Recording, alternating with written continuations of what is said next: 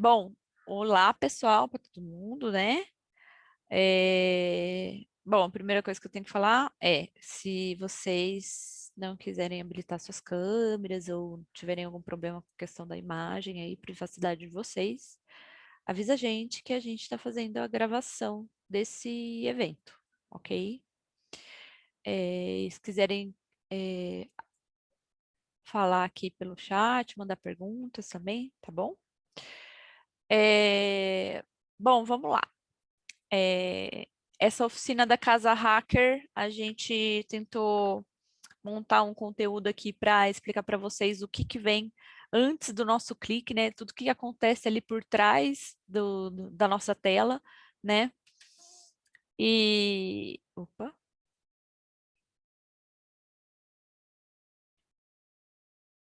Travou. Ah, tá, desculpa. Bom, eu vou falar um pouquinho sobre mim. Meu nome é Mila, né? Eu sou analista de sistemas da Bionexo, nós temos vagas. E eu sou educadora de segurança digital na Casa Hacker, junto com uma série de pessoas aí, a gente tem um time, né? E aí essa semana a gente vai fazer uma série de oficinas, então a gente já teve 2 oficinas dessa primeira leva, e tem outras oficinas bem legais também, então se vocês quiserem, entra no site, e ali a gente tem um link que chama /misinformation, né? E nesse link você pode fazer, você confere todas as oficinas que ainda vão acontecer, ok? Bom, primeiro de tudo, eu trouxe uma imagem assim para a gente começar a entender um pouco do que é, como que é o processo da criação de um produto digital, né? Porque ele é totalmente pensado, né, para você, né, para o usuário. E aí a gente tem alguns termos aqui que eu coloquei aqui do lado, se vocês podem ver, o X, o Y, né? Eu não sei se vocês já ouviram falar desses termos. Quem, assim, trabalha com design, marketing, já deve ter mais ou menos ouvido falar sobre isso. E também o MVP, né? Que é o Minimum Viable Product. O que é isso, né? Então, assim, quando a gente vai conceber um produto digital, a gente tem, assim, todas essas camadas aqui, todas essas etapas, né? Isso daqui seriam etapas dessa concepção desse produto até a gente chegar ao a nossa primeira versão. E essa primeira versão, que seria a primeira versão simplificada desse produto, seria o nosso MVP. Então, vamos pensar assim, o aplicativo do Uber, né? Hoje o aplicativo do Uber, ele tem o Uber Eats, ele tem recursos que você pode compartilhar sua viagem com outras pessoas, que são recursos de segurança, né? Tem ali, por exemplo, você compartilhar a sua localização em tempo real, né? Isso daí são recursos que vieram depois da criação do Uber, né? Quando o Uber nasceu, ele não tinha o Uber Eats. Quando o Uber nasceu, ele não tinha esses recursos de segurança. Então, isso foram coisas que foram sendo agregadas conforme o tempo. Então, o que seria esse MVP? O MVP seria a versão mais simplificada logo no nascimento dele, tá? Essa primeira versão que a gente, eu preciso, por exemplo, eu teria ali, né, se a gente for pensar no contexto do Uber, eu teria uma tela onde o usuário faz o cadastro dele, uma tela onde o usuário vai colocar a localização da onde ele quer partir, a localização da onde ele quer chegar, né? É, e aí os botãozinhos, tudo mais, e aí do lado do motorista, ele vai precisar também ter o cadastro dele, a tela de cadastro dele e tudo mais, e receber a geolocalização. Então, por exemplo, a geolocalização é um recurso que faz parte do MVP. Vocês conseguem ver o meu mouse? Sim? Não? Talvez? Sim, Sim. Sim, Então tá. sim, sim. É. Só para garantir, né? Então, assim,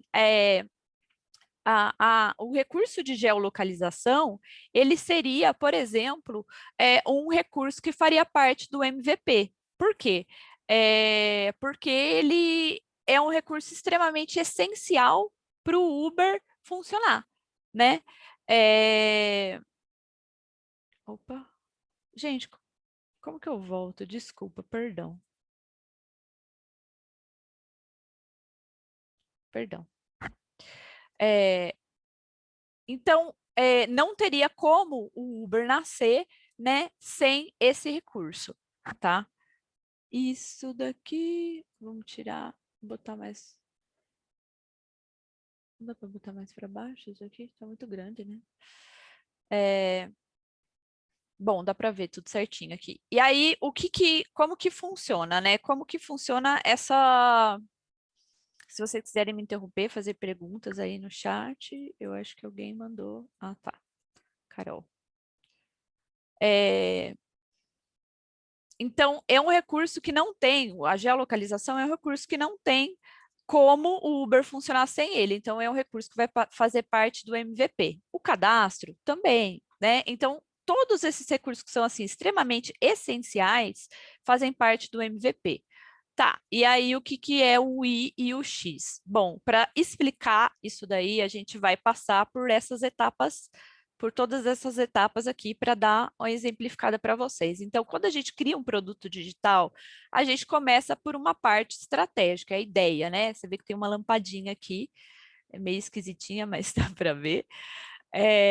E aí, essa parte da estratégia, o que a gente faz? Bom, a gente pensa em como que a gente vai atrair os nossos clientes, porque o que vai justificar o uso do nosso aplicativo. Então, será que nosso aplicativo vai ser útil? Será que o Uber é útil?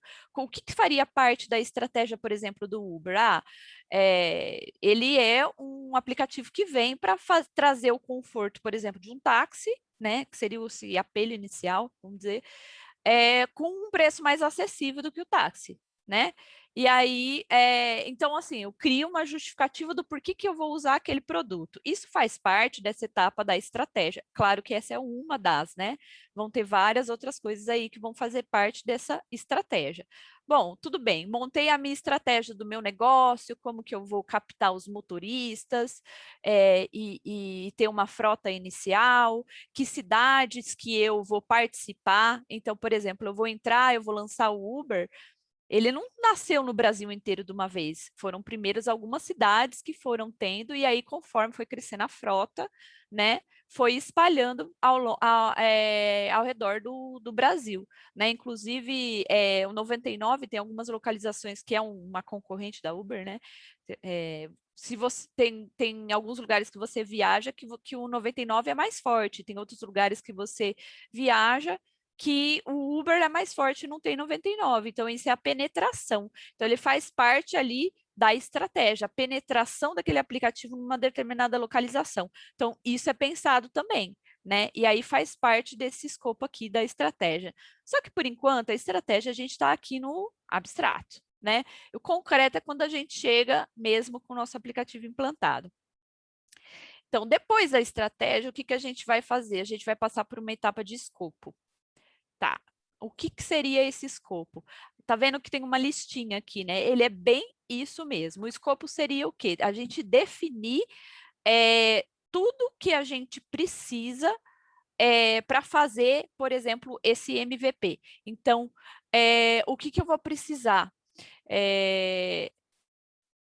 Eu vou precisar da tela de cadastro, eu vou precisar de uma tela de login, que não é a mesma coisa que uma tela de cadastro, né?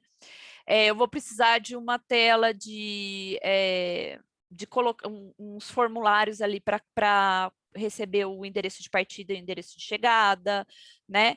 Eu vou precisar ter um mapinha. Então, tudo isso, toda essa lista de coisas que a gente precisa construir, né, vai fazer parte do nosso escopo, tá? E aí a gente, com o nosso escopo criado, o que a gente faz? A gente pega essa lista e tenta montar ela numa estrutura. Ah, mas qual que é a diferença do escopo para a estrutura? O escopo, ele é uma definição, né? Ele é só uma definição de tudo que a gente precisa. A estrutura, ela já entra numa definição de arquitetura, tá? Mas o que, que é essa arquitetura? Aqui eu trouxe um exemplo de uma imagem aqui que vocês podem ver que está bem, ó, por exemplo, Lorem Ipsum, que é um texto de marcação, né? Então, assim, ó, por exemplo, isso daqui está bem parecido com o Instagram, né? A gente vê ali, ó, uma imagenzinha com textozinho. Então, isso daqui é tipo um sketch, né? Uma carcassinha, né? Isso daqui é uma arquitetura de informação que é um wireframe, na verdade, né? Que seria essa carcaça nossa. Ela faz parte do processo de construção da arquitetura de informação. O que, que seria isso? É aonde essa informação vai estar inserida. Por exemplo, uma informação de trending, ó, que tem aqui. Ela vai estar inserida aqui no miolinho, né? E aí, eu tenho uma informação de perfil, aonde vai estar inserida? Vai estar inserida aqui, né? Então, essa definição da onde a informação vai estar faz parte de montar uma arquitetura de informação. Mas a arquitetura, ela é muito mais do que isso, tá? A gente já vai avançar um pouquinho, já vou falar para vocês o que é que isso implica. E aí, assim, a gente pensa também nesse momento sobre a usabilidade, que seria a facilidade de uso, e aí aqui o wireframe, que seria mais ou menos essa imagem que eu mostrei aqui para vocês. Aí, eu trouxe uma imagem, desculpa pela... Assim, tá meio feia a imagem aí, mas que eu fiz uma foto do livro, e aí ela acabou ficando assim, eu tentei dar uma tratada nela, não ficou muito boa. Mas o que, seria isso daqui? Vamos supor que a nossa implementação, que é esse negócio que está aqui no meio, é o código que está fazendo tudo funcionar, né? É aquele código que está fazendo tudo funcionar. E aí a gente tem um carinha vendo aqui de cima e um carinha vendo aqui de baixo, né?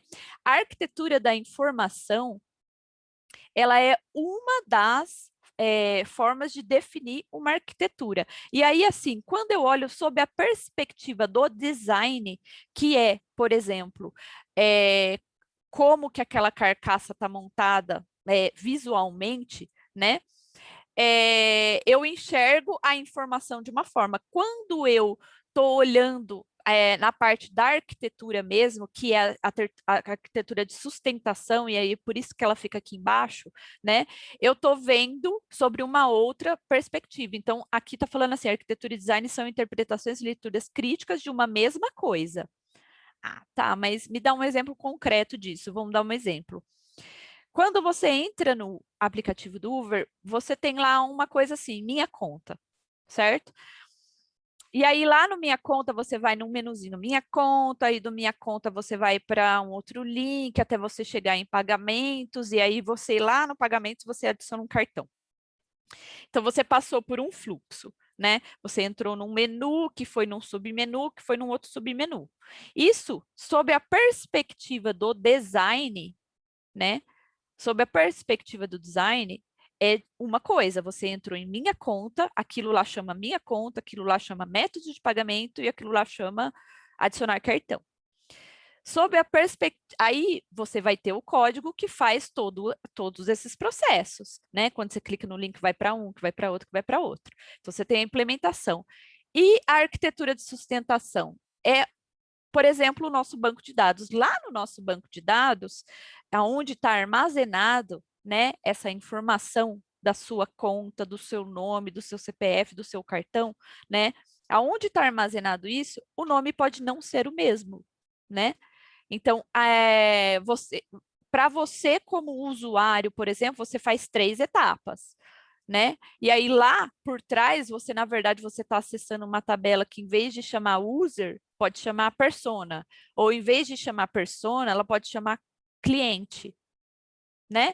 Então, mas está tratando exatamente da mesma coisa, que é o usuário, só que podem ter não só nomes diferentes, né? Eu dei o exemplo de nome diferente, mas fluxos diferentes para chegar nessa mesma informação, tá? Então, por isso que teria essa diferença aqui.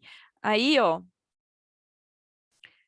se vocês tiverem dúvidas, gente, vocês me interrompem. Eu sei que essas imagens, elas dão uma assustada aqui, mas eu trouxe só para exemplificar essa parte, tá?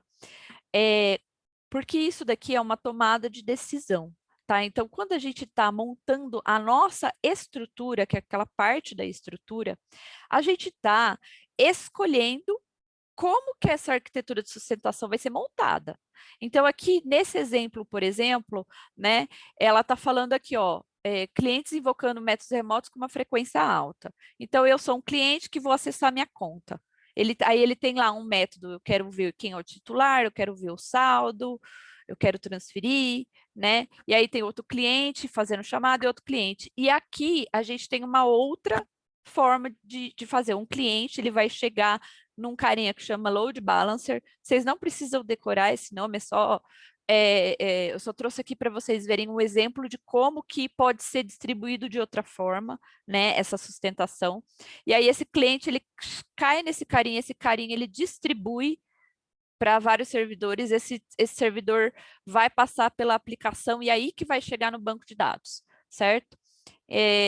Então, são formas de você construir a base daquilo lá que você vê lá na tua telinha, diferente, tá? Então, realmente pensado para você, tá? Aí aqui eu só trouxe um exemplo que eu acho que todo mundo vai conseguir enxergar bem essa troca aqui. Vocês já devem ter entrado num site e aí apareceu assim, pagar com PayPal, certo? Ana levantou a mão. Opa, o que que eu fiz aqui, gente? Desculpa. Ai, ai. Como que eu faço para você Oi, falar, Ana? Mila. Oi, Eu no slide anterior você apresentou ali como é que era? O load, como é que era? load O que que balancer. significa isso? Eu não Tá, entendi. na verdade, assim, o load balancer, ele é uma forma, existem vários tipos, tá? O que que ele seria? Ele é um cara, ele é uma estrutura, tá? Que ele faz o quê? Literalmente, ele balanceia, ele distribui, ele serve como intermediário. Então, o que que ele faz? Ele recebe a requisição e distribui aquilo entre servidores. Então, por exemplo, eu tenho esse cara aqui, ele já está cheio de processos, tá? Processos na memória dele que estão sendo computados ali. Ele tem várias threads e aí ele tem vários processos rodando. Vamos supor que tem, sei lá, 50 clientes aqui nesse web server fazendo processos e requisições, né? E aí, sei lá, eu estou numa Black Friday da vida, eu vou ter várias pessoas acessando ao mesmo tempo. O que que esse cara vai fazer? Para que o servidor não caia, ele vai distribuir. Então, em vez de ele alocar em todo mundo, ele vai ser um intermediário, ele vai receber a requisição, né? E aí ele vai distribuir, por exemplo, essa requisição, né? Essa chamada ali, esse clique, vamos supor, tá? Requisição, quando eu falo requisição, seria um clique, por exemplo. Você clicou para ver assim o seu saldo da sua conta ou para pagar alguma coisa na Black Friday. E aí tem várias pessoas fazendo essa requisição e aí está lotando e vamos supor que esse servidor aqui ele já está cheio, né? O que que ele faz? Ele balanceia, então ele vai pegar e distribuir para um outro, vai distribuir para um outro e vai distribuir para um outro. Então é isso que ele faz. Ele literalmente ele é um balanceador, né? Ele é uma camada intermediária que a gente constrói no servidor ali, né? Na nossa arquitetura que a gente escolhe, né, o que que a gente vai utilizar como load balancer, e aí a gente distribui isso para que, por exemplo, a gente tenha uma saúde melhor, né, da nossa estrutura. Então, por exemplo, eu estou impedindo que o meu servidor caia. Por quê? Porque eu tenho o carinha que vai lá balancear quando ele dá uma olhada, olha, esse daqui tá muito cheio, então vou passar para esse outro aqui que está vazio. E assim por diante, entendeu? Inclusive, ele pode escalar, né? Que a gente utiliza um termo que chama escalar, que a gente permite a escalabilidade da nossa aplicação, né? Com isso, porque quando você distribui, né, essas requisições, e aí o que que você pode fazer? Você tem mais, por exemplo, eu estou com um servidor na nuvem, né? Um plano ali, um servidor da nuvem, né? Eu estou lá na Black Friday e aí tá conforme está entrando gente, eu estou aumentando o servidor. Pô, agora não tem mais nenhum servidor e ainda está entrando gente, então eu abro mais um e assim vai, entendeu? Então é uma forma de você garantir que tenha disponibilidade da informação, né? A gente chama isso de disponibilidade, que seria o fato de você poder continuar fazendo o que você estava fazendo, né? Deixa eu pensar, não. Ficou claro? Deu para entender mais ou menos o que esse carinha faz? Ficou sim, obrigada. Yeah. Tá. Bom, e aí aqui eu vou dar um exemplo, né, para vocês, que seria o pagamento do PayPal. Então, quando você entra num site e tem lá o pagamento do PayPal, o que está acontecendo? Você tem uma aplicação que é a sua aplicação, e aí você tem uma aplicação de serviço de pagamento, que no caso, ela é externa. Você pode ter uma aplicação separada, tá? De serviço de pagamento, e ela também ser sua, ou ela pode ser externa. Então, aqui você tem a minha aplicação, tenho lá minha loja, e aí eu vou integrar com o PayPal. Então, o pagamento da minha loja vai ser feito pelo PayPal. Então, eu tenho a aplicação, eu envio lá para o PayPal o número, por exemplo, do meu pagamento, né? Eu recebo as informações do formulário, né? Que vou ter lá para acessar a conta do PayPal, você vai ter que logar e tudo mais. Vai enviar o pagamento e o PayPal vai te retornar para a aplicação se aquele pagamento foi efetuado ou não. Né? Então, isso daqui faz parte da concepção da estrutura. Você, quando está concebendo a estrutura, você faz essa tomada de decisão. Ah, vai ser externo, vai ser interno, como que eu... Em todas as... tudo aquilo que você vai precisar para a sua aplicação, né? Aí, o que seria... Gente, se vocês quiserem fazer pergunta, pode fazer, tá? O que seria o Y e o X dentro de tudo isso, né? O I, que é a interface do usuário, é um termo em inglês, né, que é User Interface, e o X, que é User Experience, né, que é a experiência de usuário. Então, interface de usuário e experiência de usuário. Eles fazem parte desse processo, tá? Um mais propriamente na interface e outro mais que seria as camadas aqui, essas camadas de cima, né, que seria o esqueleto e o surface, né, que seria a carcaça ali, o nosso wireframe e a parte visual, por isso que tem esse olhinho ali, né? Então, eles fazem parte dos últimos processos assim, de criação da nossa aplicação.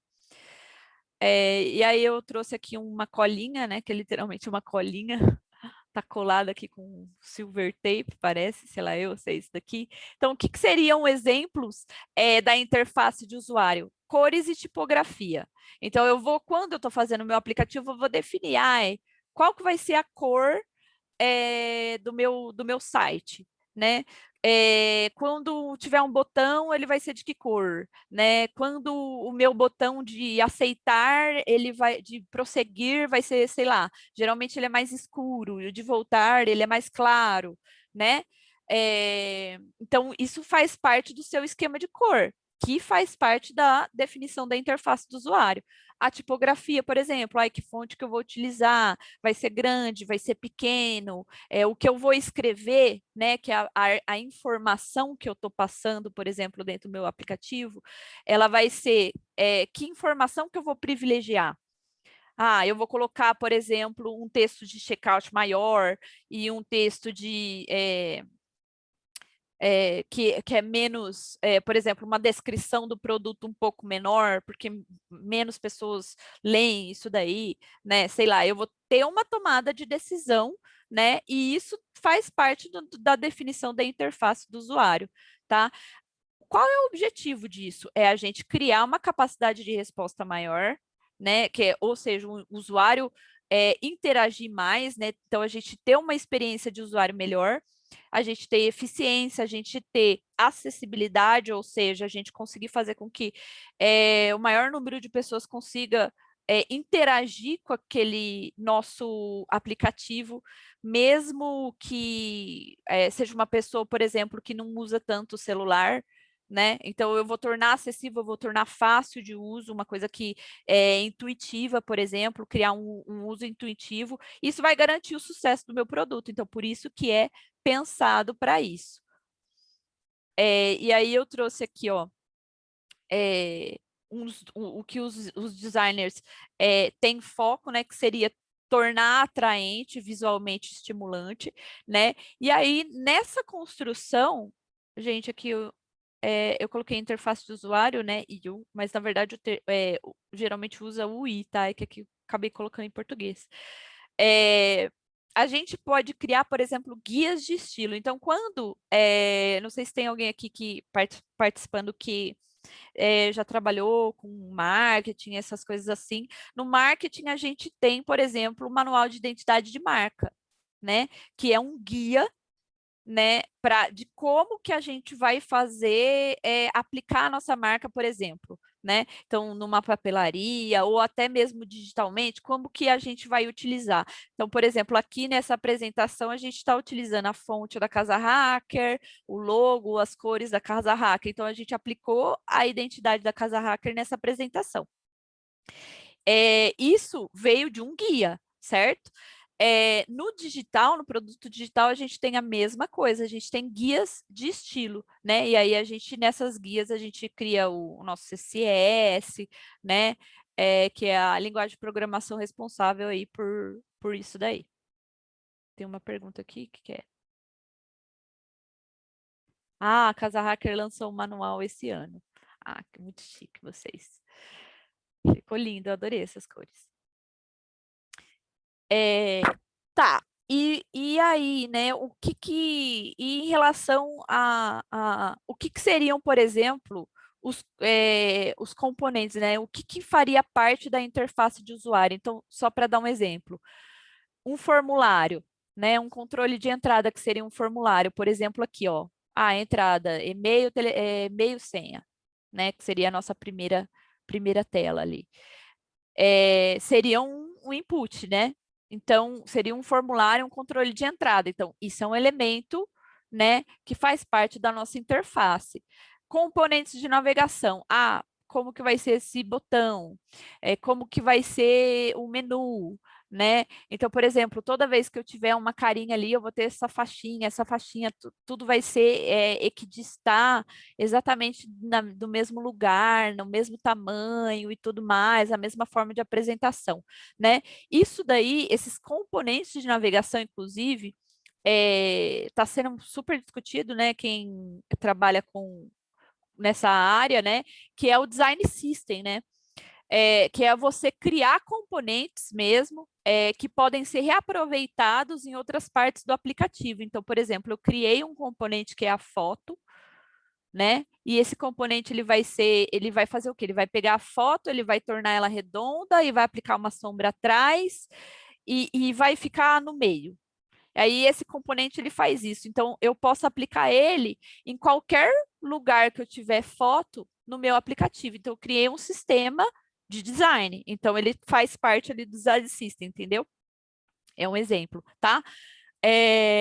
Então a criação desses componentes seria, por exemplo, design system. Mas existem outros componentes, né? A gente tem componentes informativos também, que também fazem parte disso. Então, por exemplo, notificações, barrinha de loading, está carregando,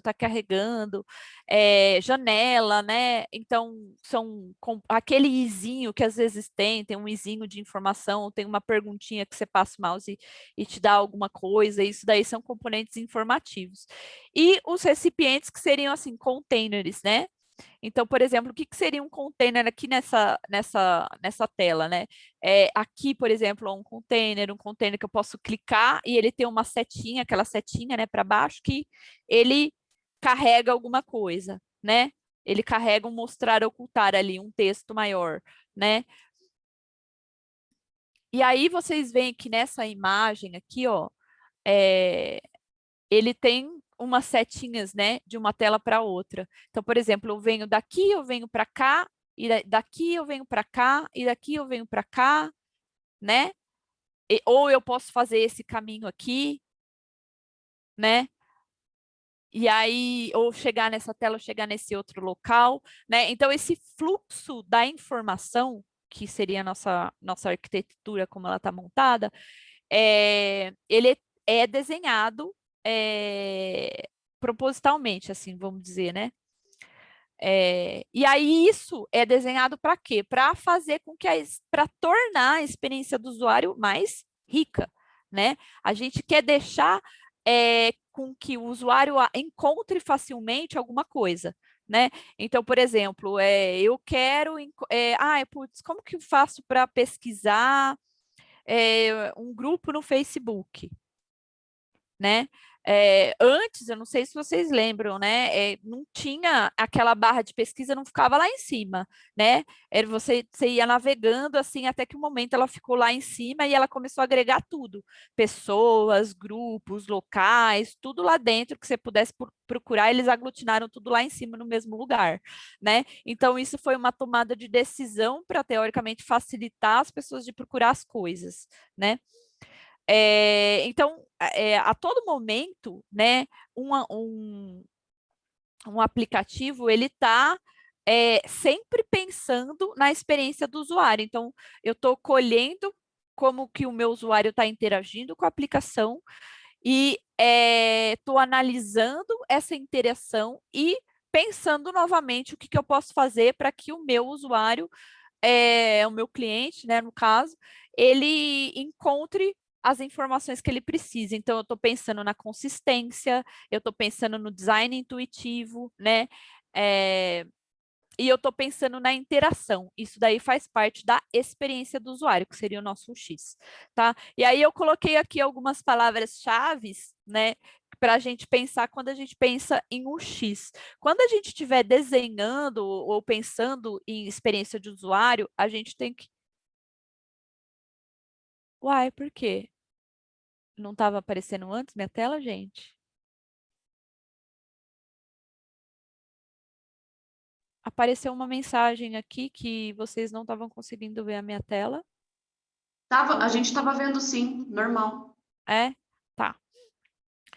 É, e aí, assim, ó, experiência do usuário, né? Vamos recapitular, então, gente. Voltar que eu me perdi aqui agora. Eu coloquei umas palavras-chave aí, né? Para gente lembrar quando a gente está pensando em experiência do usuário. Então, a experiência do usuário, ela é uma coisa que é para ser positiva, certo? A gente quer que o nosso aplicativo ele seja utilizável. Tá. Que ele seja útil. Qual que é a diferença dele ser útil e utilizável? Utilizável é que ele vai ter que ser simples, né? Que ele vai ser intuitivo e tudo mais. Ele é utilizável. Agora, útil nem sempre pode ser útil, né? Pode ser um aplicativo não é muito útil, é só lá para você ficar lá usando e, né? Tem uns aplicativos aí que não posso falar, mas não é muito útil não, né? Só faz a gente perder tempo. Então, tem essa diferença aí. Então, por isso que eu coloquei aqui. Aí, então, o produto ele tem que preencher uma necessidade. Então, quando a gente pensa na utilidade de um aplicativo, a gente tem que pensar o que que esse aplicativo está me trazendo? Qual que é a necessidade que esse aplicativo está me preenchendo? Por quê? Ou qualquer outro produto, não só o aplicativo, qualquer outro produto digital, tá? Produto digital, site, enfim, a gente sempre tem que ter pensando sob o ponto de vista da experiência do usuário, qual que é a utilidade que esse produto está trazendo para mim. O Uber, por exemplo, que foi o aplicativo que a gente começou o nosso exemplo, ele está preenchendo a necessidade do transporte, né? Ele está preenchendo uma necessidade de transporte nossa que é mais rápida, vamos supor, né? Não necessariamente eu só tá me transportando com mais conforto, mas também a qualquer momento posso pegar, chamar um Uber ali, ele tem uma praticidade que ele vai me ajudar a chegar em algum local que eu precise com mais rapidez, por exemplo, né? Em vez de eu esperar um ônibus ou alguma coisa assim. Então, ele está preenchendo uma necessidade, né? Então, ele tem a sua utilidade. E aí, desejável, né? A gente sempre pensa assim que a estética, né? Uma estética atraente, ela traz um desejo de você utilizar aquele aplicativo, né? uma coisa que, com a qual você se identifica e aí por isso você tem vontade de usar, né? Localizável, né? Acessível e credível, quer dizer, tudo que a gente tiver dentro do nosso aplicativo, a nossa informação, ela precisa estar acessível, né? Ela precisa estar localizável, ou seja, eu preciso encontrar com facilidade, se eu quiser, por exemplo, entrar em contato para fazer uma denúncia. Eu preciso encontrar essa informação rapidamente. Se eu quiser, sei lá, adicionar um amigo, eu preciso encontrar isso com facilidade, né? E eu preciso ter credibilidade, né? Quer dizer, eu preciso confiar que quando eu vou fazer uma denúncia, aquela denúncia tenha transparência, que eu vou ter uma resposta daquilo, que aquilo lá vai ser, vai culminar em alguma coisa, né? Gente, se vocês tiverem perguntas, é só me interromper, tá? E aí chegou o nosso amigo Darth Vader, né? Que esse Dark Patterns aqui, né, é um termo aqui utilizado, né? É um termo utilizado quando isso não é feito de uma forma ética, né? Então, todo esse processo que a gente passou pensando sobre como montar a estrutura, como montar a estratégia, como distribuir a informação dentro do nosso aplicativo, como tornar chamativo e atraente, tudo isso pode ser feito de uma forma ética ou pode ser feito de uma forma não muito ética, né? E quando isso não é feito de uma forma não muito ética, isso é considerado um dark pattern. Ah, que é isso, né, gente? É o lado negro da força. Eu tô né, te sugando aí para você fazer alguma coisa que não necessariamente era a sua intenção fazer, né? Então, vamos dar um exemplo aqui, né? Não sei se vocês já utilizaram algum site ou já notaram quando vocês estavam utilizando que tem alguma coisa estranha, sabe? Você tá ali navegando e de repente, sei lá, você vai parar num outro lugar que não era bem aquilo que você queria. Ou, sei lá, aparece um pop-up de repente, você, tipo, estava pronto para clicar no negócio e aí apareceu o pop-up, você pá, clicou no pop-up, sabe? Então tem umas armadilhazinhas assim, né? Isso daí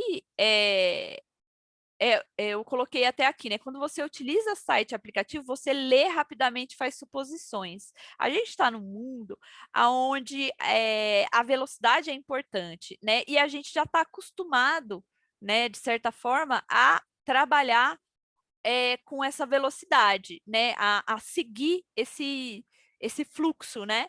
Da velocidade. Então, o que a gente vai fazendo? A gente clica ali, entra ali, às vezes eu nem leio, então tem um termo de uso lá, vixe, não leio, eu já dou ok, ou então eu quero criar rapidamente uma conta de usuário, né? Então, por exemplo, assim, aqui, né? Eu estou criando uma conta de usuário no Google, e aí aqui ele tá assim, ó. Por exemplo, seu número será usado para. Faça muito mais com seu número. Então, eu tenho uma fonte, olha só a decisão da nossa tipografia. O que eu vou chamar atenção aqui? Eu vou chamar atenção para esse título aqui, ó. Eu quero que você faça muito mais com o seu número. Então, você vai receber videochamada, você vai tornar os serviços do Google e tal, para que vai ser usado, né? E aí ele tem mais opções aqui que debaixo dele tá branco. Cadê as mais opções, né? Você tem que clicar para elas aparecerem, tá? Tem o voltar, tem um pular e tem um sim super, né? Botãozinho ali, ó, pá, para você já clicar, né? Então, quando você vai aqui no Saiba Mais, ele aparece esse monte de coisa que você vai salvar a atividade na web, ó, salvar sua atividade na conta, e ele já vem setado, né, que é para você fazer isso daí. Eu pulei um slide que era cuidado com perguntas capciosas, né? Mas é basicamente isso daí que eu quero mostrar para vocês. Então, ó, personalização de anúncio. A hora que você põe no Saiba Mais, você entra na personalização de anúncio. E aí o Google fala que, você, né, se você personalizar os seus anúncios, você vai receber anúncios de produtos que têm mais a ver com você, que vão ter a ver com a pesquisa daquilo que você está tendo no Google ou no YouTube, né? E todos os outros sites que têm parceria com o Google. E ele já vem aqui setadinho para você. Então, quando você dá aquele sim naquele botão, isso daqui vai junto se você não clicar naquele mais opções, né? Então, isso daqui foi uma decisão, né? E isso daqui são só alguns processos na hora de você criar a sua conta. Então, eu estou criando minha conta, eu não vou nem clicar ali no mais opções, eu já ponho ali criar conta, tal, tal, tal. Quando eu vejo, eu já criei minha conta, tudo com tudo setado do jeito que era, do jeito que o Google, né, gostaria que fosse, né? Então, isso daí é uma decisão. Então, os dark patterns, eles existem vários tipos, e aí aqui a gente vai começar a exemplificar um pouco. Alguém fez uma pergunta?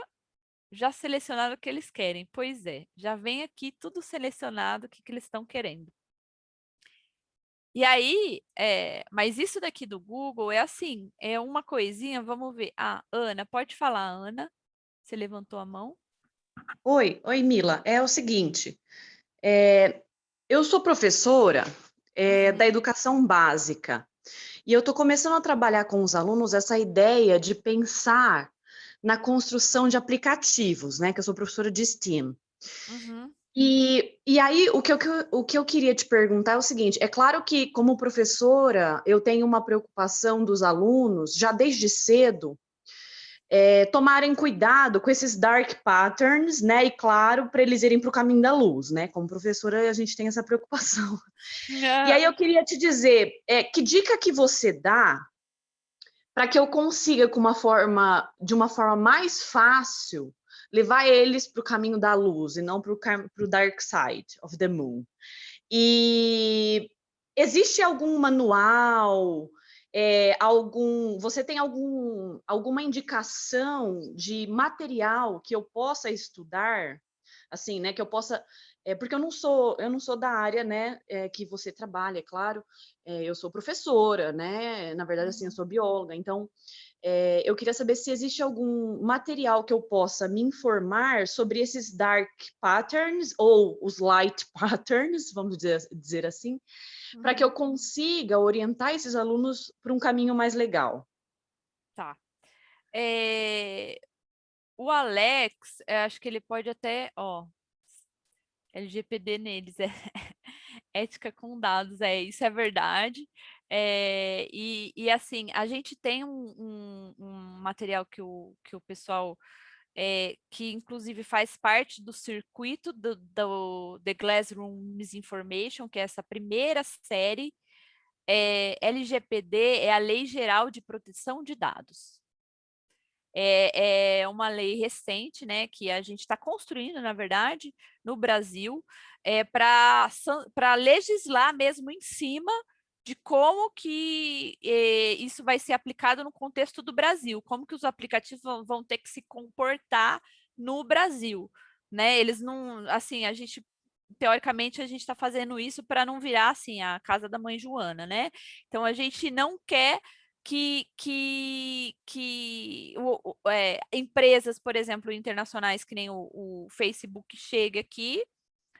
E como a gente não tem uma lei que impede, pode ser feito qualquer coisa, né? Então, essa LGPD, que é a Lei Geral de Proteção de Dados, ela serve para legislar o contexto de como que esses produtos digitais têm que funcionar. Aí a Carol mandou um link bem legal.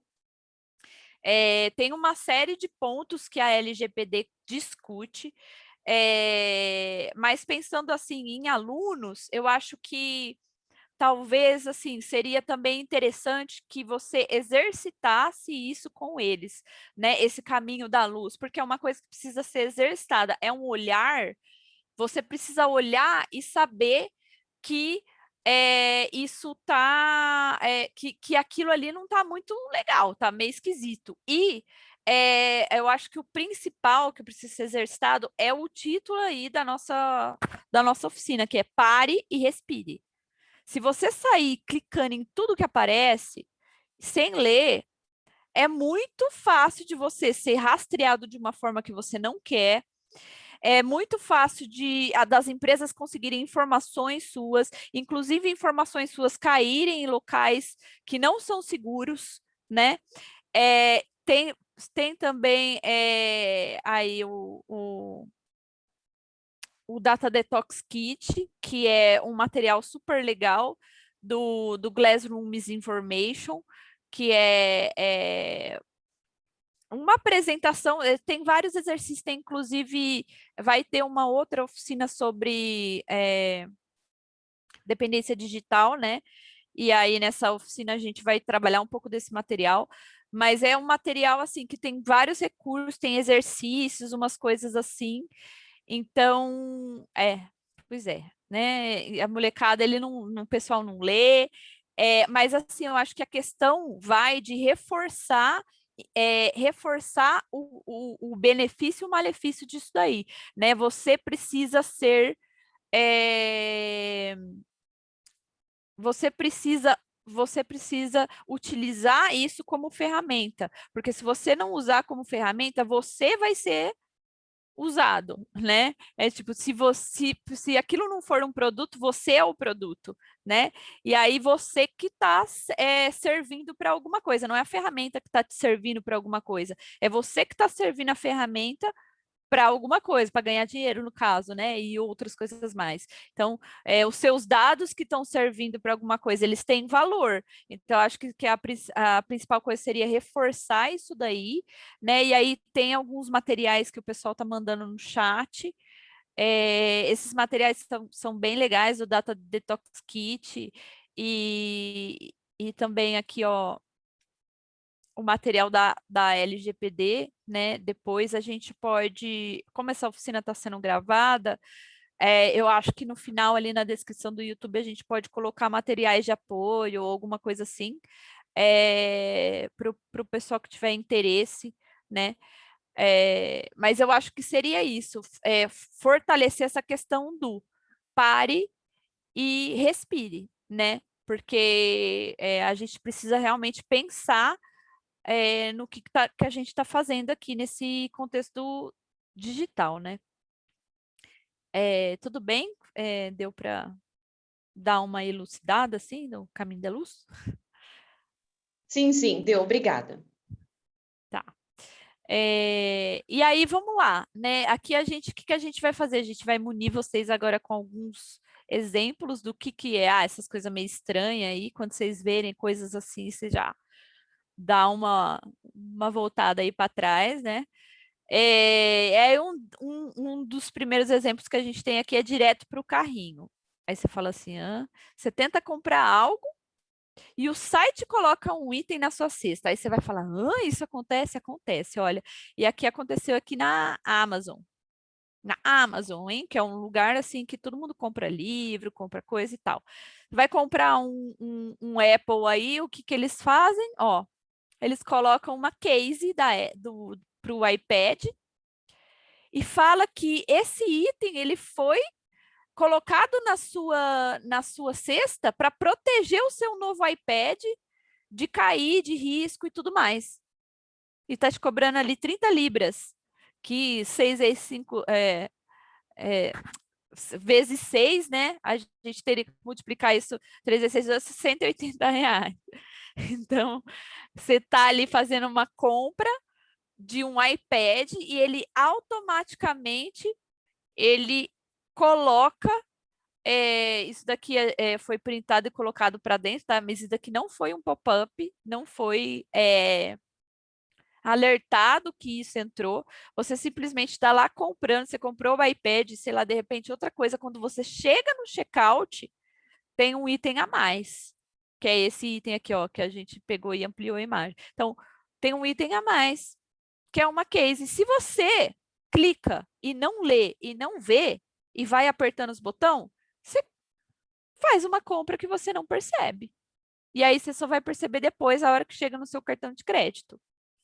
Então, você vê, né? Isso é um dark pattern, que é o direto para o carrinho, né?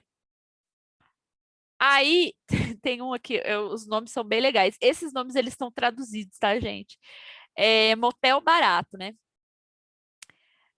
Eu fiz aqui um cadastro, né, para ler um livro da Kindle, utilizando ainda produtos da Amazon, né? E aí eu peguei um livro que é gratuito, que é esse aqui, ó, Como Convencer Alguém em 90 minutos, 90 segundos. E aí eu peguei e falei, bom, beleza, eu quero ler, né? Aí você vai lá, entra, coloca o seu cartão de crédito, que no caso aqui é um cartão de crédito de teste, tá? Esse cartão que eu coloquei aqui, então que tem na internet disponível para você fazer testes de checkout, de pagamento e tudo mais. E aí você coloca lá, então você vai fazer a sua. Você quer ler um livro que é gratuito, você já baixou o aplicativo, já está no seu celular, já fez um pré-cadastro, mas aí você precisa, para ler o livro, passar aqui, ó, rua, avenida, cidade, CEP, né? Só para você ler o livro, você precisa pôr esse monte de coisa. Eu tenho cartão de crédito e você precisa ter um teste. Então, é assim, é uma assinatura. Você vai fazer uma assinatura ali, você entrou nela muito fácil, né? Que no caso aqui estou fazendo uma assinatura de um produto gratuito, depois eu quero cancelar a assinatura. Mas na hora que você vai cancelar a assinatura, você não consegue achar forma nenhuma de cancelar essa assinatura. E aí aqui tem uma outra coisa que seria o caso do Facebook, né? Quando você vai cancelar sua conta, ele já vem pré-automaticamente setado para você desativar a sua conta e não excluir ela. E aí, se você continua para desativar a sua conta, ele te fala que ela só vai ser desativada depois de 30 dias se você não entrar. Então, ele ainda trabalha com o seu desejo de se você, em um desses 30 dias, você cair e entrar, ele já não desativa mais, você tem que ir lá de novo. E aí nessa você não sai nunca do lugar, né? E só que é um dark pattern, assim, é muito sutil, né? E eles chamam isso de porque que as pessoas desistem e tal. Não é que as pessoas desistem, né? É que você ficar 30 dias sem fazer uma coisa é praticamente você quebrar um hábito, né? Quebrar um hábito é uma coisa muito difícil, né? Retenção de cancelamento, exatamente, né? Então, é um motel barato, né? Você entrou fácil, saiu, para sair já é meio duro. E aí aqui tem até um dark pattern que é em homenagem ao Mark Zuckerberg, que é o Privacidade Zuckerberg, né? Que é tipo assim, você é levado a compartilhar publicamente mais informações do que realmente você pretendia. Aí aqui você pensa assim, poxa, ele está falando assim, pessoas que você pode conhecer. Isso daqui é um dark pattern super sutil. Por quê? Você fala assim, pô, ele tá te mandando conectar com pessoas, ele só tá me buscando amigos aqui. Só que a partir disso daqui, dessa sugestão de amigos, ele vai te rastreando mais. Então, o que ele vai fazer? Você tá dando uma informação aqui que você não sabe que você tá dando, porque você tá esse cara eu conheço, pô, pum, conectei, conheci. Então ele tá sabendo que você conhece essa pessoa. Né? Então, assim, você tá conectando amigos ou você tá convidando pessoas que talvez você conheça também? Então, você vê como que é, né? Se você tá conectando pessoas que já estão na sua lista de contatos, vamos supor porque aqui, isso daqui eles fazem com base em várias coisas, tá, gente? O duro é estar consciente e ser obrigado a se submeter. Exatamente, né? A gente utiliza hoje as redes sociais para fazer realmente muitas conexões com pessoas que a gente gosta, né? Para a gente interagir com pessoas que a gente gosta, né? Mas a gente tem que ter sempre em mente assim, olha, o que eu tô querendo com aquilo lá, né? Eu quero ter um monte de amigo, então eu vou sair dando invite em todo mundo. né? Você está sendo um instrumento, porque na verdade você está convidando pessoas que às vezes nem estão lá, né? Elas nem fazem parte daquela rede, você está convidando elas a fazer parte daquela rede, ou seja, você está servindo de instrumento, né? Para isso daí, né? E essa parte do conectar amigos também é muito interessante, porque quando você, assim, você pode receber essas recomendações pelo seu número de telefone, então contatos que já foram colhidos. Então, eles sabem, por exemplo, que aquele número de telefone XX, tem contato e amizade com esse daqui, porque esse daqui estava na agenda. Então, o número desse cara que ele usou para confirmar a conta dele é um número que você tem na sua agenda telefônica, né? E a sua agenda foi compartilhada no momento que você entrou nessa rede social. Então, ele já te recomenda aqui para que você conecte. E outras pessoas que não fazem parte da rede social e que você tem na sua agenda, você pode convidar, né? Então, assim, você, além de você servir de instrumento, você tá passando mais uma informação para frente, né? Olha, eu acabei de entrar aqui na rede tal, né? Esse cara aqui, ó, se você convidar ele, ele vai saber disso, né? Então você tá se expondo, né? Você tá colocando ali mais informação ainda e num ciclo assim que é grandioso, né? Vamos dizer. Clubhouse usa as pessoas demais como instrumento. Só participa quem é convidado. É uma estratégia? É. É até complicado falar sobre essa questão de convidado, né? Porque, por exemplo, o Nubank, né?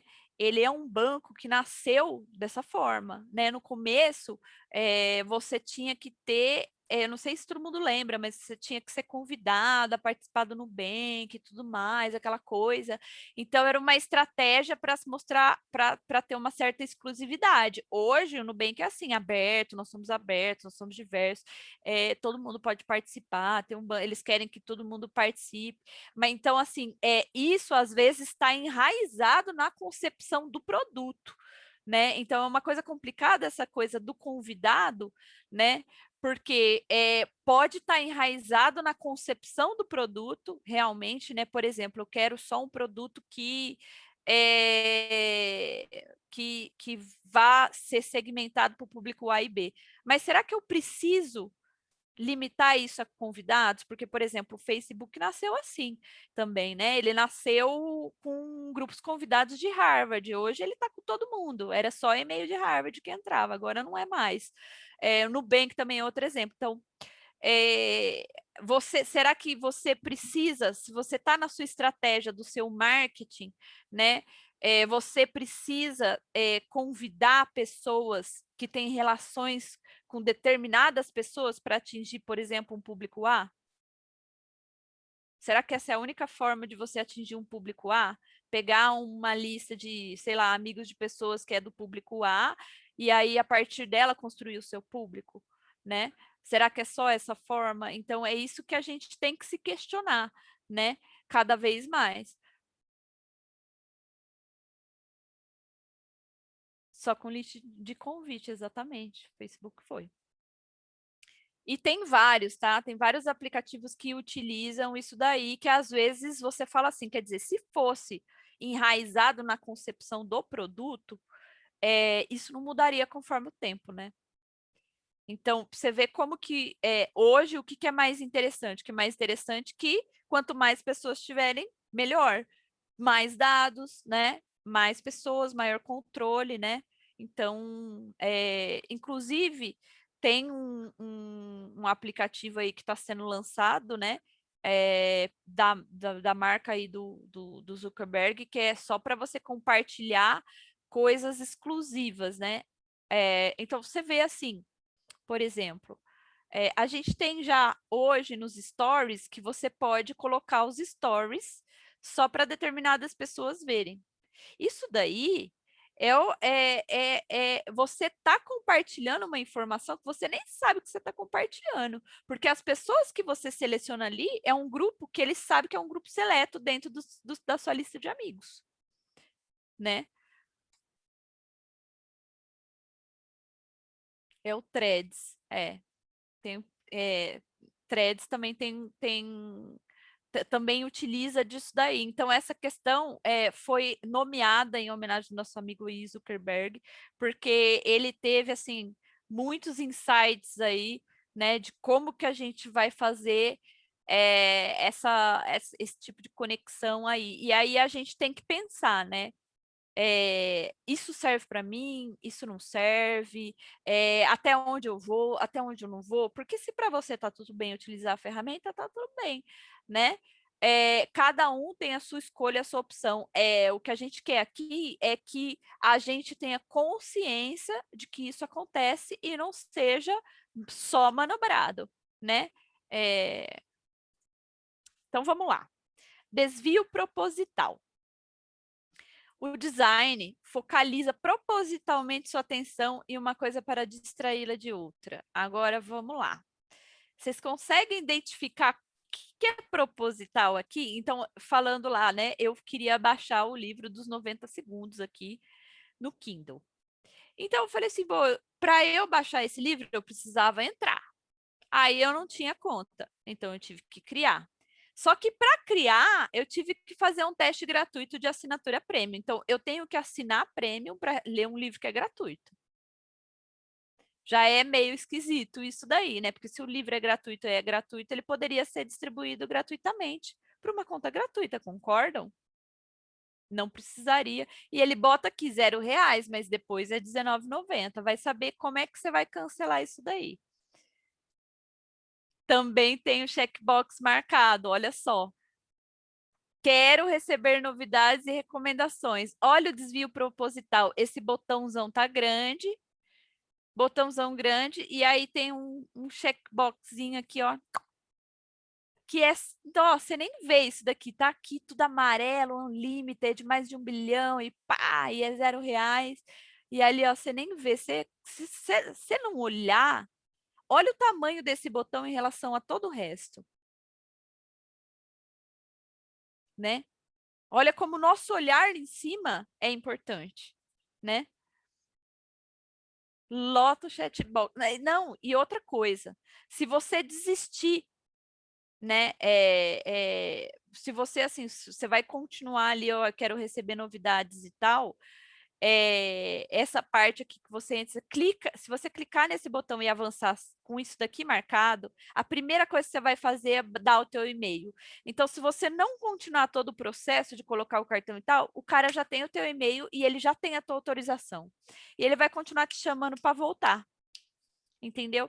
Então, esse desvio, né, do teu olhar, é um desvio do teu olhar, né? Ele faz questão de desviar o teu olhar para que você não veja aquilo ali.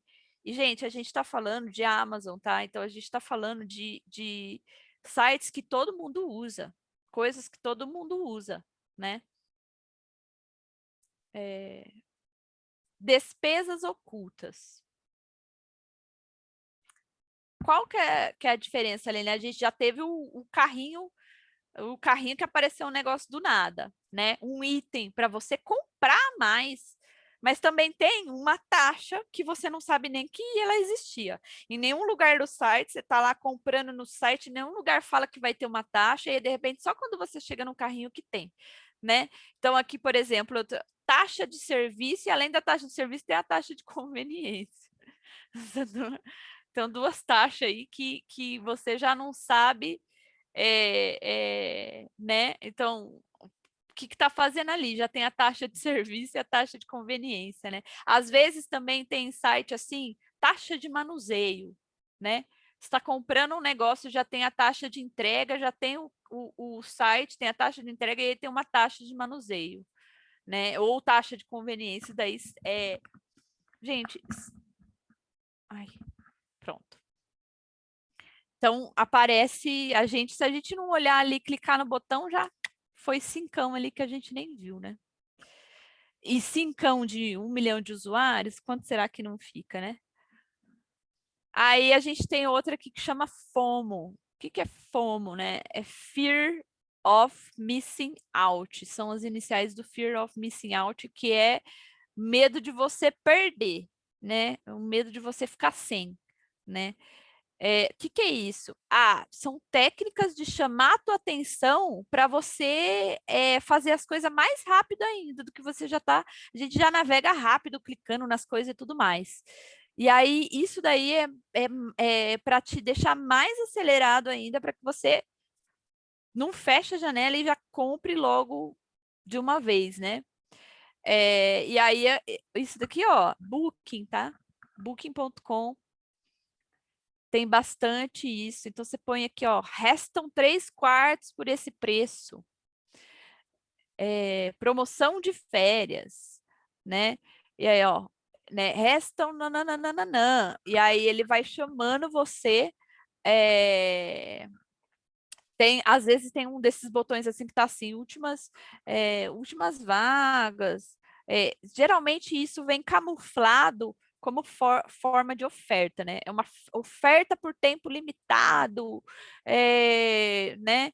É um negócio assim que é incrivelmente assim, nossa, daqui a pouco você vai perder, né? Às vezes tem até um contador do lado, né? Quando é assim bem absurdo, tem um contador do lado assim falando assim, olha, essa oferta é 2 minutos, 3 minutos, você já perdeu. Nossa, aquelas mensagens que começaram a aparecer quando você vai fechar o site. Também tem isso daí, né? É uma outra forma de apresentação do FOMO. Gente, eu vou tirar o brinco, porque esse fone aqui, ele não é bom para ficar usando brinco, né? Só os brincos pequenininhos. Eu botei um brincão hoje. Tá doendo minha orelha. Então, aquelas mensagens, né? Então, você tá lá fechando, você vê como que funciona o design do produto, né? Eu tô aqui com essa janelinha, e aí, quando eu chego, ó, com o meu mouse, os caras sabem que você tá chegando com o mouse ali. Aí ele já, pum, bota o negócio. Para te impedir de fechar o site, para te passar alguma coisa para te alarmar, falar assim, ó, você vai ficar sem. Se você fechar o site, você vai ficar sem, né?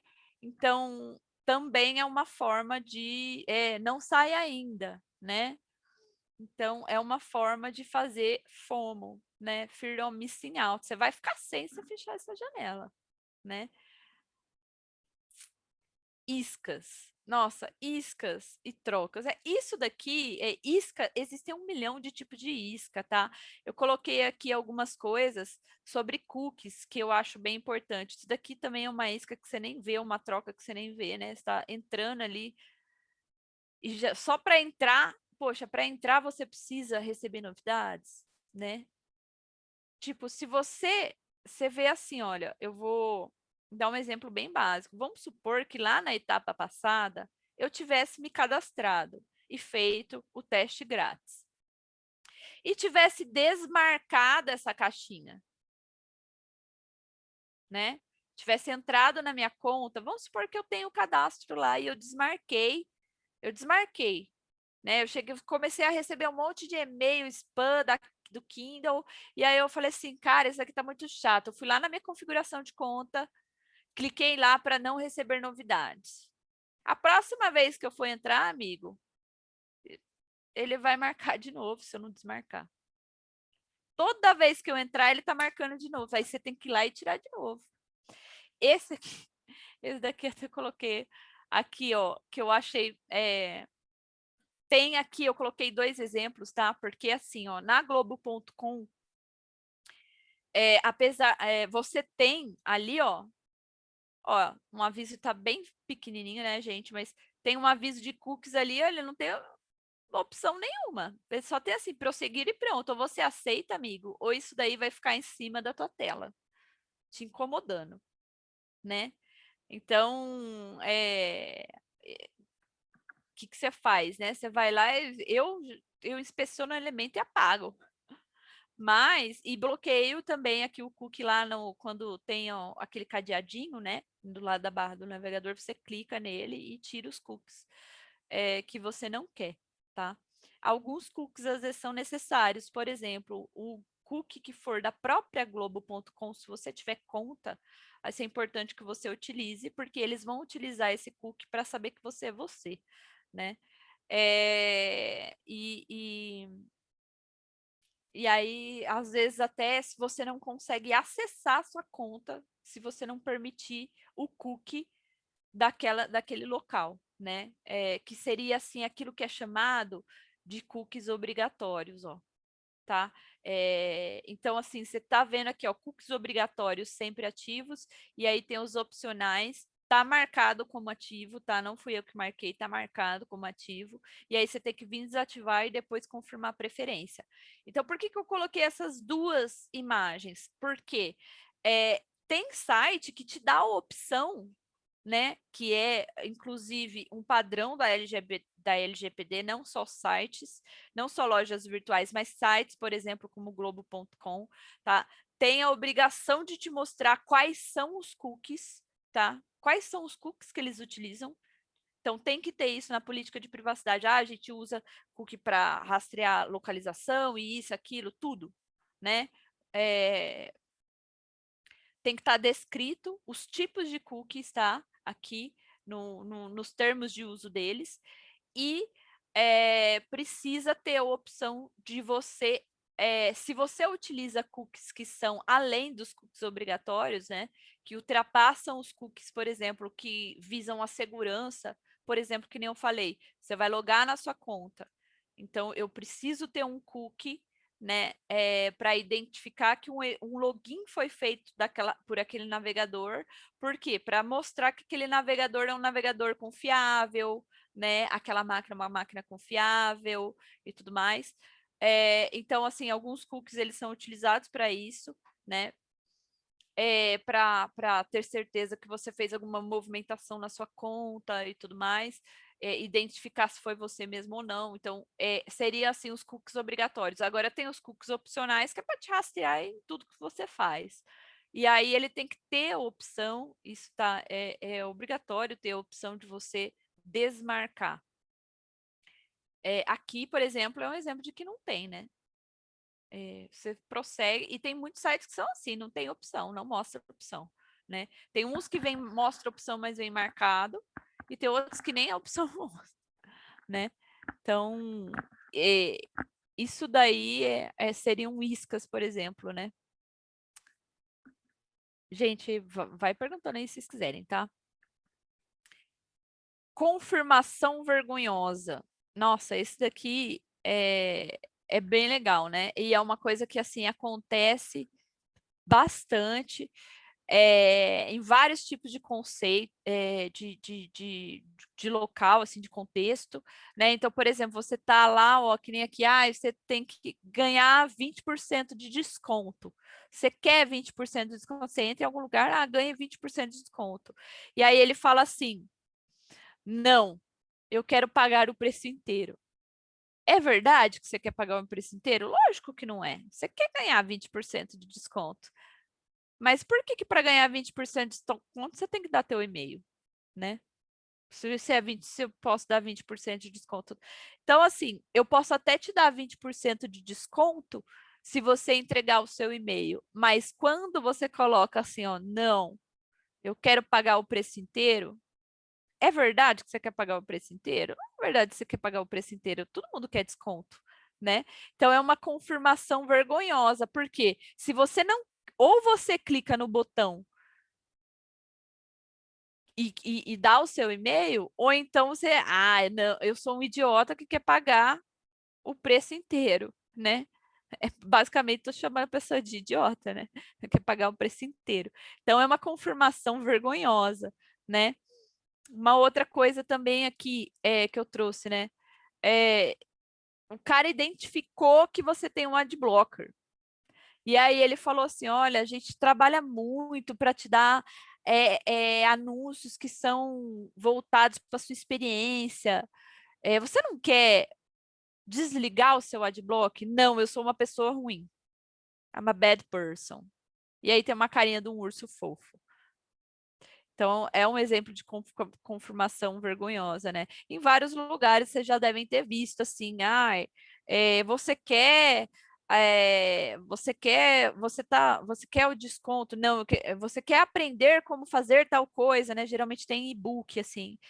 Ah, não, eu quero continuar sendo uma pessoa boba, né? Tem site que se você não desativar o adblocker, você não consegue navegar nele. É, exatamente. Então, você vê como que a gente tem técnica de identificar, né? A gente tem a capacidade de identificar que você está utilizando um adblocker, né? Por quê? Porque o adblocker, ele faz isso, ele vai intermediar aquelas chamadas, né? Antes de chegar ali no teu computador, ele dá um bloqueio. Fala, pô, eu quero saber onde esse cara estava. Qual que é a localização dele? E aí o adblocker, ele bloqueia. E aí ele fala, pô, se você... e ele bloqueia cookies também, determinados tipos de cookies. Então, se você não desativar o adblocker, você não consegue navegar no site. Isso é um dark pattern. Por quê?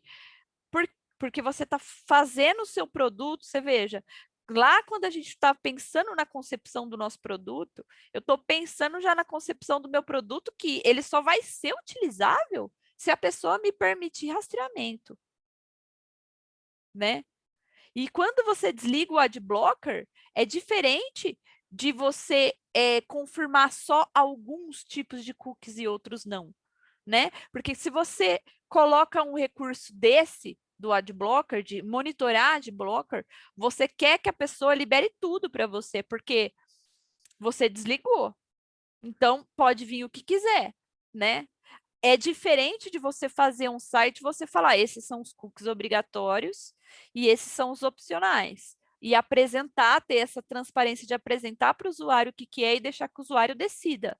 Não, a decisão não está no usuário. Se ele não fizer isso, ele não abrir as portas, a gente não abre também, né? Então, veja só como que está a estratégia, né? Aí aqui, anúncios disfarçado. Gente, esse daqui eu peguei porque é muito assim, ó, olha só. O que que eles fazem? Eles misturam anúncios no meio de coisas que são matérias, por exemplo. Isso tem muito em site de notícia, né? Você vai lá, por exemplo, isso daqui, ó, cientista descobre pílula caseira, perda de memória. Pô, você fala, nossa, né? Mas, ó, é um ad. Se você clicar lá, vai estar lá, assista o vídeo e coloca o teu e-mail para saber o resto da matéria. E aquela matéria que você só consegue terminar de ler, tipo assim, aquelas pegadinhas. Os homens ficam encantados com esse tipo de feminilidade. É um ad. Mas ele está no meio de uma notícia de Bitcoin, que era notícia, por exemplo, né? Que está falando ali uma notícia que realmente é uma matéria, né? Que tem um conteúdo de verdade. Isso daqui não tem conteúdo, isso daqui não tem conteúdo, né? Mas ele está camuflado, inclusive esse daqui está até maior, né? E o ad ali, ó, o ad tá no meio do pretinho ali, que quase não dá para ver, e aqui também quase não dá para ver, ó, né? Então ele tá bem ali camuflado no meio de um camaleão ali, né? Tá meio camuflado no meio das notícias, né? Esse aqui é o continuidade forçada na Uber, né? Que foi o nosso primeiro exemplo. Veja só, às vezes você tá lá navegando na Uber e chama um Uber e aparece isso daqui. Pular período do teste tá clarinho e o botãozão preto, ó, olha a cor que tá esse botão. Experimente um mês grátis, ó. Ele tá bem mais fácil de clicar, né? A gente está acostumado a ir tão rápido que a gente vai lá e clica no botão que está mais escuro, né? Então, olha só como esse botão está chamando mais atenção. Na verdade, o que você quer é pular o período de teste. Mas quantas pessoas já não devem ter caído nisso daqui?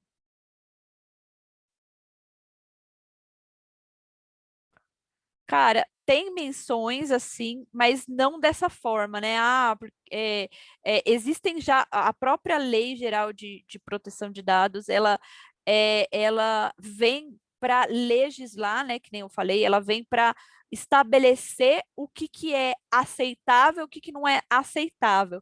Só que a gente está construindo isso, né? Então, assim, no próprio contexto brasileiro, o que é dark pattern é uma coisa que está assim, não tá claro para todo mundo, nem para quem está escrevendo as leis, né? As pessoas, até as próprias pessoas que estão escrevendo ali, caem nesse tipo de coisa. Por quê? Porque todo dia as pessoas que pensam, né, os designers que estão pensando nesses recursos, eles fazem cada dia mais coisa que você não percebe. Por exemplo, cliquei no botão do Uber pela pressa de chamar logo, pois estava atrasado. Pois é, né? E ele aparece bem assim, quando ele vê que você tá, e ele pá, né? Isso daqui é uma continuidade forçada, né? Então, assim, eu não sei se vocês já viram, às vezes, quando você vai abrir um chat, e aí está falando com alguém, aparece aquele 3 pontinhos assim que a pessoa está digitando.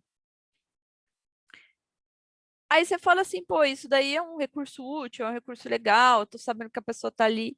Só que, na verdade, isso daí foi pensado e criado para que você não saísse dali, você continuasse ali para te trazer uma pressa, que você tá vendo que a pessoa vai responder e você continua.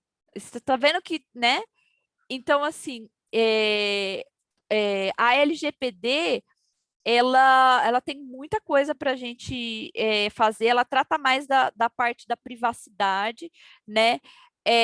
Que alguns, por exemplo, aqui no caso a gente falou da privacidade forçada e tudo mais, são cobertos, assim, são discutidos pela LGPD, mas realmente tem um contexto muito maior que cresce todos os dias, e é por isso que a lei precisa sempre estar sendo revista, precisa estar sendo discutida, as pessoas, né, nós, como usuários, precisamos saber dela, entender ela, cobrar isso, né, cobrar que as empresas e os aplicativos que a gente utiliza, que a gente acha importante a gente utilizar, que a gente considera útil, a gente precisa ter em mente o que eles praticam e se eles estão de acordo ou não e cobrar isso. É possível você fazer denúncias, acho que por enquanto ainda não, né? Eu não sei, a gente estava discutindo isso no grupo da Casa Hacker há um tempo atrás, inclusive se alguém aí do pessoal da Casa Hacker quiser participar da resposta dessa pergunta também, mas pelo que eu sei, por enquanto ainda não dá. Você pode fazer denúncias, tá? Mas pelo que eu sei, ainda por enquanto tá muito assim, a gente está num processo de construção disso daí, né? Inclusive, a gente está num período de adequação. Por quê? Quando entrou a LGPD mesmo, eu lembro que eu estava trabalhando com e-commerce, né? E muitos e-commerces assim que eu atendi, eles já falam, a gente tem que fazer, a gente tem que fazer, porque senão a gente vai tomar multa, e aí, se a gente tomar multa, como a gente trabalha com financeiro, que é ganhando mesmo, a gente tomar multa, a gente vai, né? O pessoal ficou muito preocupado com isso, me procuraram, e a gente fez a adequação, saiu correndo para fazer a adequação da LGPD, colocar o que é cookie obrigatório, o que não é, o que estava fazendo. A primeira coisa apareceu assim, os cookies, né? Logo que começou aí a gente discutir isso daí da LGPD. Só que a gente teve um prazo de adequação para fazer isso daí nos e-commerce. E agora a gente tem outros prazos, né, para outros aplicativos também, para outro tipo de coisa. E a tendência é que isso vai crescendo, né? Que a gente vai legislando cada vez mais, inclusive produtos públicos, né? Inclusive o acesso nosso à privacidade daquilo que são sites, por exemplo, do governo, né? Então a gente precisa a gente precisa ter em mente que tudo isso é importante, porque tudo isso faz parte de dados que a gente vai inserir lá dentro. Não importa se é o Facebook só ou se é o WhatsApp só, todo produto digital que a gente interage precisa estar adequado na LGPD, né? E realmente a gente ainda está engatinhando, gente. Não sei se eu respondi a pergunta. Quem fez a pergunta mesmo? Alexandre. Beleza, Alexandre. Spam amigo. Gente, isso daqui eu trouxe do LinkedIn. O LinkedIn, ele já pagou, tá? Uma multa muito, bem alta, inclusive vocês conseguem até pesquisar na internet sobre isso. Porque quando ele nasceu... Obrigada a você pela pergunta, né? Quando o LinkedIn nasceu, eles faziam isso de uma forma bem mais abusiva do que é hoje, mas ainda continua, né? Tem algumas coisas ali que são meio estranhas. Mas logo que eles nasceram, assim, eles faziam... aqui, não sei se dá para ver a imagem assim, mas ele pedia para que você conectasse as suas caixas de e-mail de qualquer outro lugar, né? Então, por exemplo, você conectava Yahoo, Hotmail, Gmail, e aí ele puxava toda a sua lista de e-mail de todas essas pessoas, e aí ele falava para você: convide seus amigos, você está convidando seus amigos, só que você não está convidando, você está sendo um instrumento para que o LinkedIn jogue um spam para a galera geral, para todo mundo, né? E aí é isso, assim, você está enviando um spam, né, para a pessoa, né? Então aí isso daí eu coloquei aqui a imagem para exemplificar o LinkedIn, né? Então, na verdade, assim, a premissa dele é que você conecte seus contatos, mas na verdade, por exemplo, você encontrar seus amigos, mas na verdade ele está mandando um e-mail para todo mundo para convidar essas pessoas que não existem na sua rede social, né? Então, você vê quantas técnicas que a gente tem que estão ali, né, na concepção do nosso produto digital, né? Então, tudo isso vem antes do nosso clique.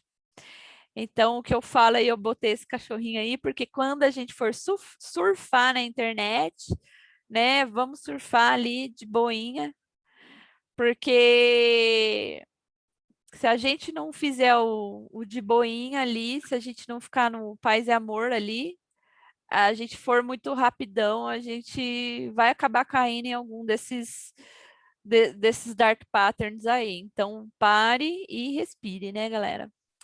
É isso aí. Eu coloquei aí o meu contato, né? mila@casahacker.org. Eu coloquei errado, gente. É mila.gonçalves. Desculpa. Viajei. E eu coloquei o meu LinkedIn aqui, quem quiser me achar. Deixa eu editar aqui.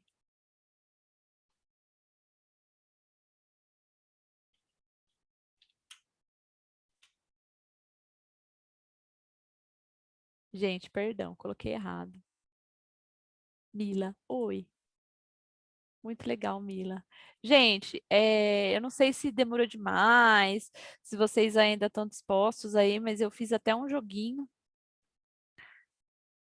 Pode falar, Ana. Oi, não, eu queria agradecer a palestra. Nossa, eu aprendi bastante e eu tirei vários prints aqui da tela depois para rever. Eu sei que vai ficar gravado, né? Está gravado e depois a gente pode acessar e assistir novamente. Mas eu tirei vários prints assim da tela para poder depois rever alguns pontos que são importantes, que, nossa, eu acho que vai me ajudar muito, principalmente aí lidando, né, e tentando ensinar alguma coisa para as crianças. E recentemente, dando aula, eu fiz uma pergunta para eles, porque eu estava falando sobre as grandes empresas, né, que comandam e que gerem esse mundo digital, né? O The Big Nine, né? As 9 grandes empresas que coordenam As Big Techs, né?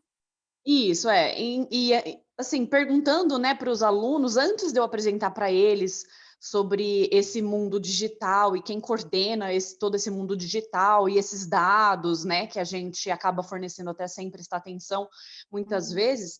E aí perguntando para as crianças, para os jovens, né, quem que coordena o mundo digital? Quem que organiza o mundo digital? Quem que... Ai, desculpa, meu cachorro. Quem que manda nesse mundo digital, né? E as crianças, com unanimidade, eles respondem que são eles.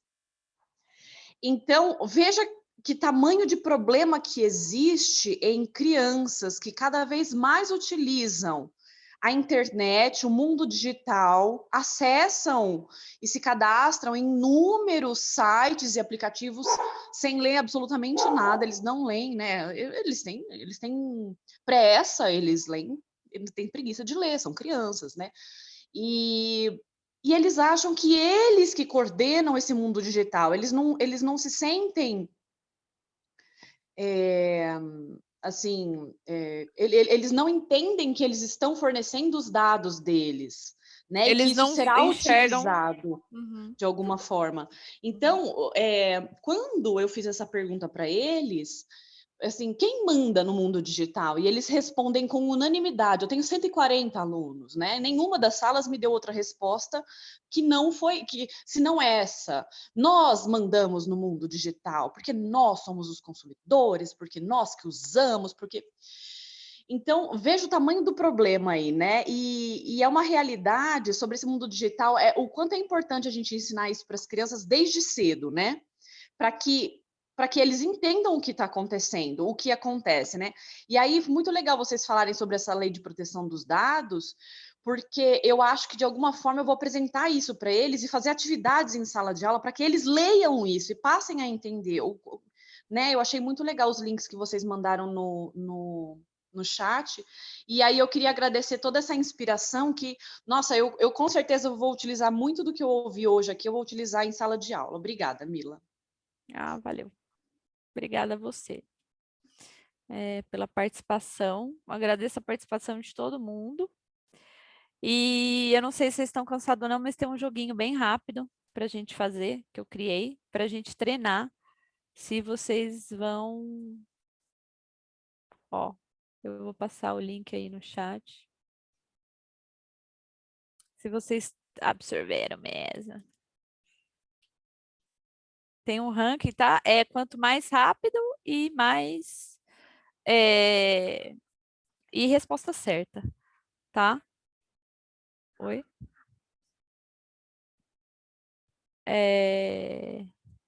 Eu vou entrar aqui. Eu acho que eu tinha que parar de apresentar, não é? Eu acho que eu tenho que parar de compartilhar a tela. Senão vocês vão ver a resposta aqui. Não. Vê se tá todo mundo entrando. Todo mundo entra. E aí vocês vão escolhendo. E eu dou... Olha lá. Alguém já respondeu.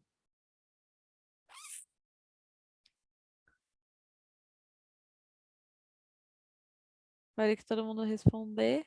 Eu não sei se tem que ter uns 15 segundos. Eu acho que eu avancei para frente aí. Gente, é a primeira vez que eu uso essa ferramenta. Eu acho que eu tô meio... Aí, o Pandinha respondeu também. Olha lá, galerinha. Quem puder responder, vamos passar para a segunda. Vai lá. Quem quiser pode responder. Experiência do usuário, gente. Ó, o X é um processo que serve para quê? Olha lá, ó, 9 segundos. Criar um wireframe. Definir as cores e tipografia. O X, tá? Experiência. Definir um visual atraente e confuso. Ó, trazer acessibilidade. Ih, eu já tô com a cola. Quem estiver vendo minha tela já.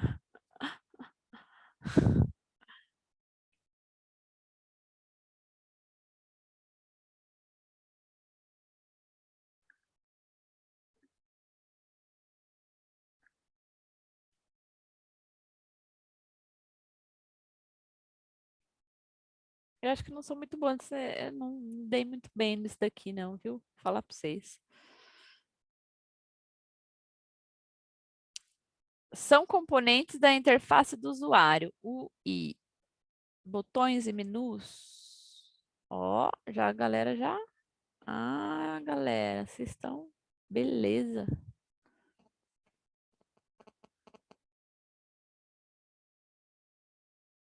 Então, para a próxima.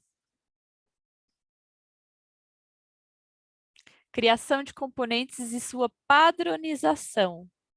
É chamado do quê? Criação de componentes e padronização. Pronto. Nossa, gente, vocês estão acertando tudo.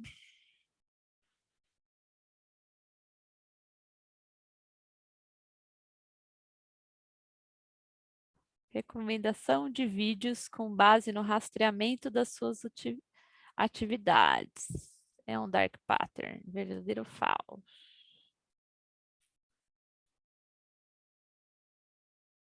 Verdadeiro. Eu só queria dar um exemplo aqui dessa pergunta, porque realmente, ó, eu posso recomendar vídeos com base em outras formas, tá?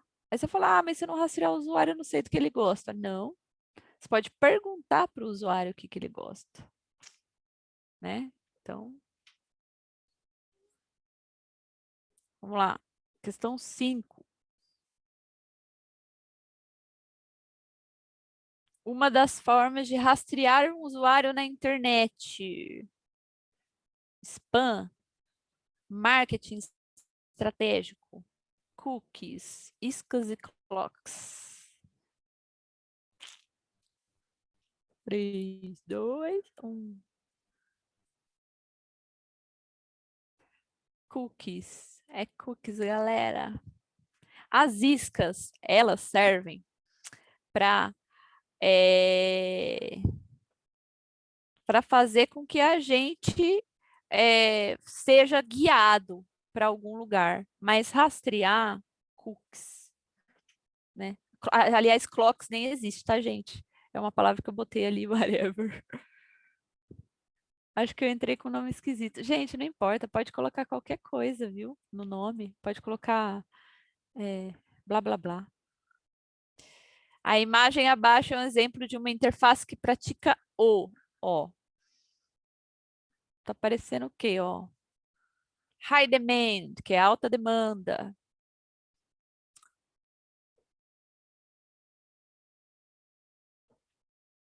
Tá faltando alguém votar, parece que ele não encerrou.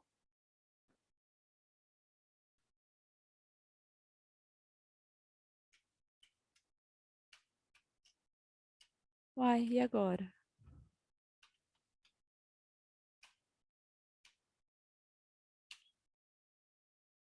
Tá, gente, acabou. É isso.